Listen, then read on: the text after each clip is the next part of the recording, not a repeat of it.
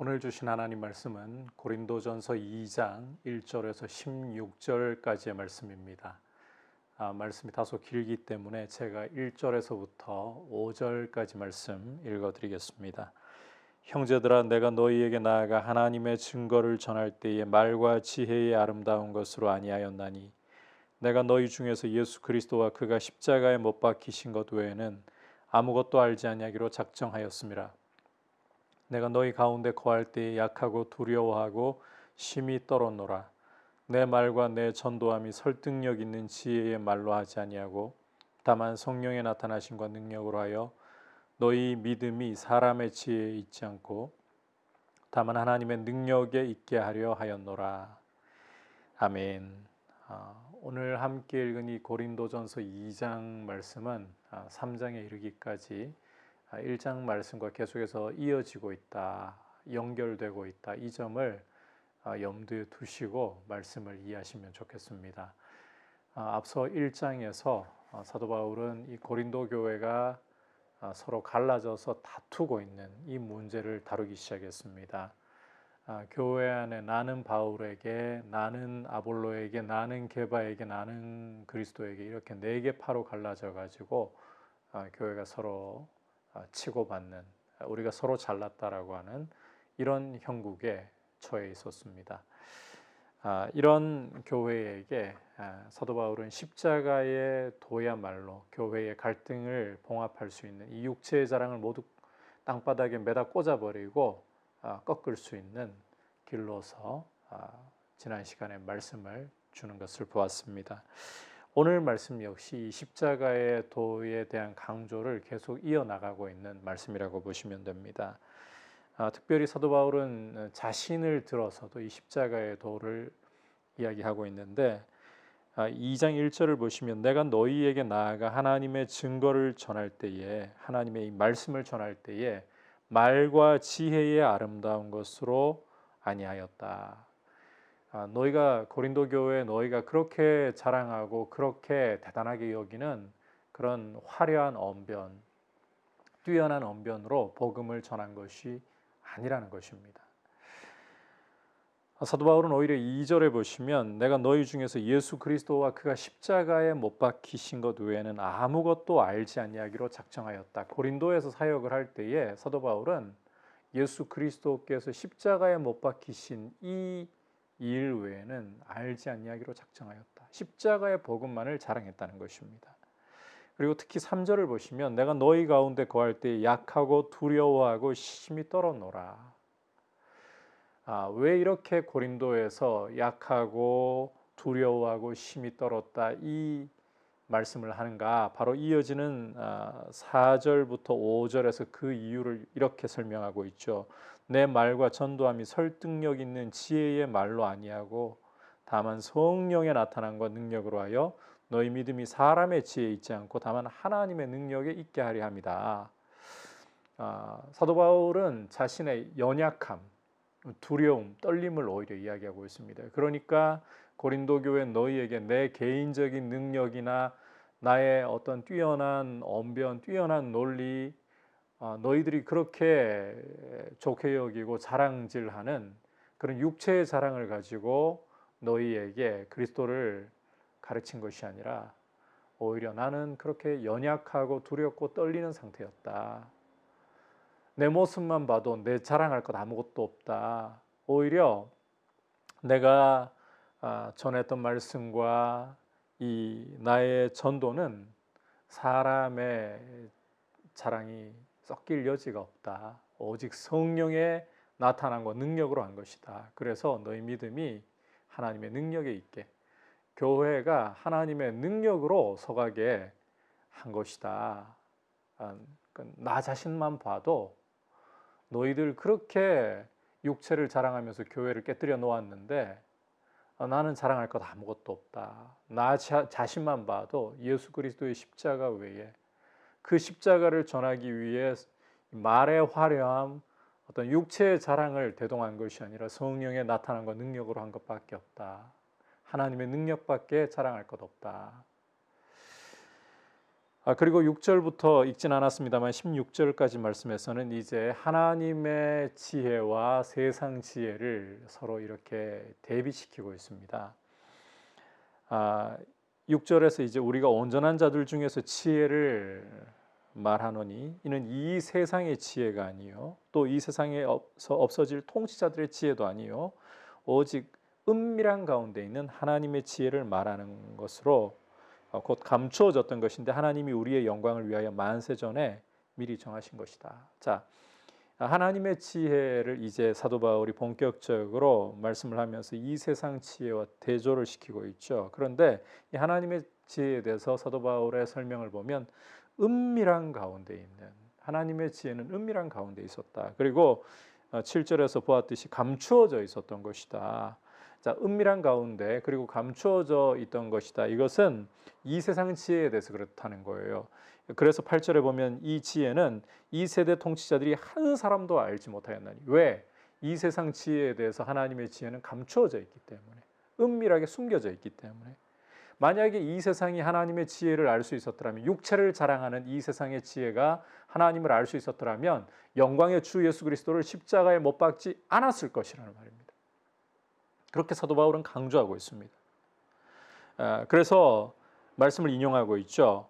기록된 바 하나님이 자기를 사랑하는 자들을 위하여 예비하신 모든 것은 눈으로 보지 못하고 귀로 듣지 못하고 사람의 마음으로 생각하지도 못하였단과 같으니라. 이 하나님께 속해 있는 일, 하나님의 지혜에 속해 있는 일은 세상의 이 지혜로는 절대 알 수 없다. 그래서 눈으로 보아도 볼 수가 없고 귀로 들어도 들을 수가 없고 마음으로 생각할 수도 없는 것이다.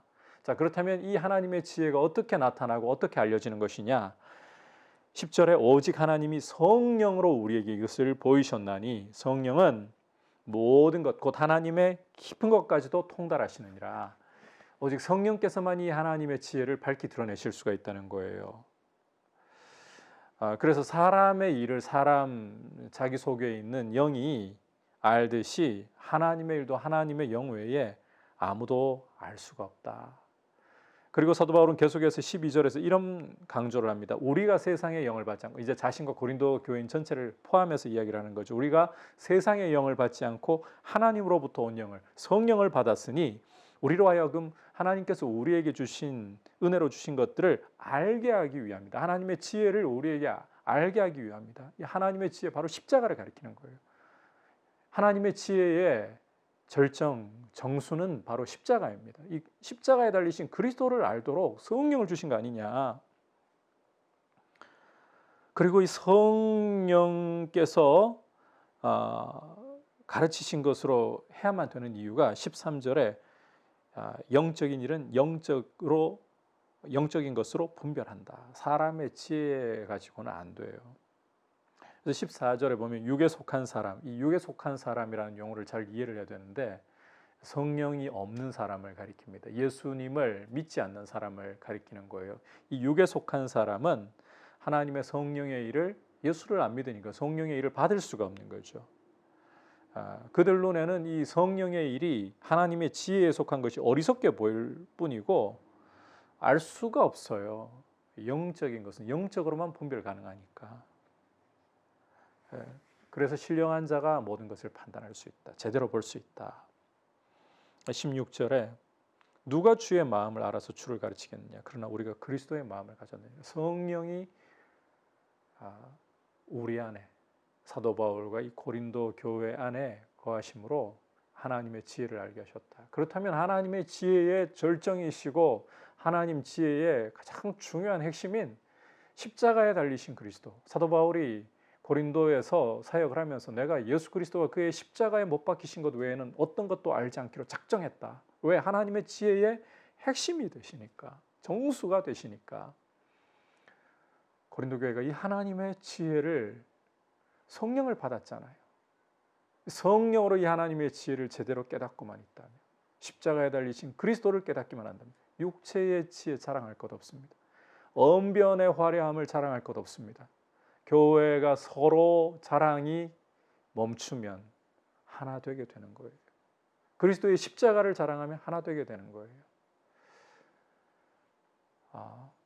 우리가 주님의 십자가를 그래서 늘 강조할 수밖에 없습니다. 사도 바울의 고백처럼 내가 예수 그리스도와 그가 십자가에 달리신 것 외에는 어떤 것도 알지 않기로 작정했습니다. 십자가만 자랑합니다.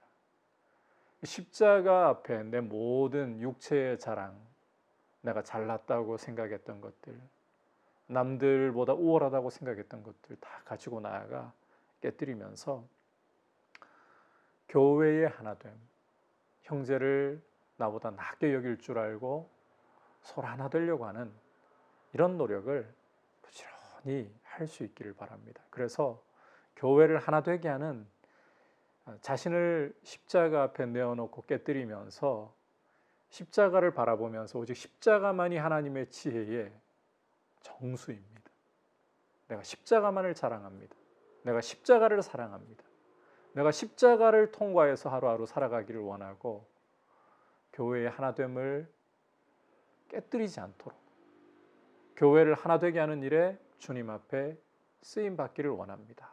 이런 사람을 하나님이 귀하게 여기시고 바로 이와 같은 마음을 가지고 있는 이들은 그 안에 성령이 계셔서 하나님의 지혜를 올바르게 깨닫게 하신 것입니다. 이런 귀한 믿음의 증거 가지고 교회의 하나됨을 위해서 우리가 함께 힘쓰는 귀한 은혜 가운데 있기를 축복합니다. 십자가 자랑하기를 원합니다.